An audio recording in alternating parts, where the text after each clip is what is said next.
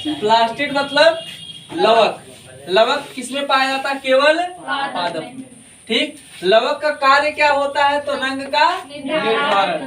ठीक, रंग का निर्धारण किसमें करेगा? तो पेड़ पौधों में, पादप में। अब पेड़ पौधे में जो अलग अलग भाग होते हैं सबका रंग कैसा होता है? अलग अलग होता है। ठीक, अब एक चीज ध्यान देना है, किसी भी पौधे में बेसिक कितना पार्ट होता है? जड़ होता है, तना होता है, पत्ती होता है, फूल होता है और फल होता है। जड़ जो होता है ये कैसा होता है? जमीन के नीचे। जमीन के नीचे होगा तो वहां प्रकाश पहुंचेगा? नहीं पहुंचेगा। अगर प्रकाश नहीं पहुंचेगा तो वहां पे जो है कोई रंग जनरेट नहीं होगा, क्योंकि प्रकाश जो है रंग बनाने में बहुत बड़ा योगदान करता है। तो ये कैसा होता है? रंगीन की रंगहीन? रंगहीन, कलरलेस। ठीक, और अगर कलरलेस होता है तो इसको हम बोलते हैं कौन से प्लास्ट के चलते? कौन से प्लास्टिड के चलते? तो ल्यूकोप्लास्ट। और ल्यूकोप्लास्ट की हिंदी क्या होती है? आवर्णी लवक। वर्ण माने रंग होता, आवर्णी माने जिसका कोई रंग ना हो।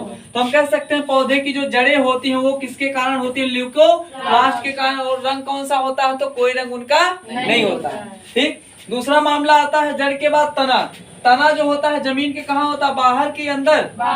ठीक, जमीन से बाहर होता मतलब ऊपर होता है। ये प्रकाश की उपस्थिति में होता है, अनुपस्थिति में? प्रकाश की उपस्थिति में। अगर प्रकाश की उपस्थिति में होता है तो इसका कोई ना कोई कलर होगा कि नहीं होगा? तो जो तना होता है उसका आप देखेंगे वो रंग कैसा दिखता है? हरा। ठीक, पत्ती जो होता है ये जमीन के नीचे होता है ऊपर? ऊपर। ठीक, अगर बाहर होता तो ये प्रकाश की उपस्थिति में होगा, अनुपस्थिति में? और दिखता कौन से रंग का है? तो हरा।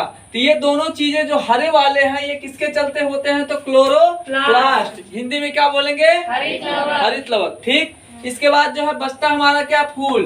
फूल जो होता है अलग अलग पौधों में जो है अलग अलग टाइप के होते हैं, या फिर हम कह सकते हैं एक ही पौधे में एक से ज्यादा टाइप का फूल पाया जाता है। जैसे मान लीजिए मटर। मटर में आप देखेंगे नीला भी पाया जाता है, सफेद भी पाया जाता है, गुलाबी कलर का भी हल्का दिखता है। ठीक, तो फूल कैसे होते हैं? रंगीन। और रंगीन वाला जो होता है वो फूल कहाँ होता है? जमीन के अंदर की बाहर? बाहर। ठीक, तो जमीन के बाहर जो पाएगा उसका कुछ ना कुछ रंग होगा, लेकिन जो जमीन के अंदर पाया जाएगा उसका रंग नहीं होगा। ठीक, तो जो जमीन के बाहर होता है उसमें प्रकाश पड़ेगा नहीं पड़ेगा? कोई ना कोई रंग बनेगा। फूल कैसे होते हैं? रंगीन। फल जो होता है आप देखेंगे जब वो छोटा सा होता है, इसके बाद जब वो फिर बड़ा होता है और जब पकता है तो हमेशा उसका कलर चेंज होते रहता है कि मतलब एक ही रहता है?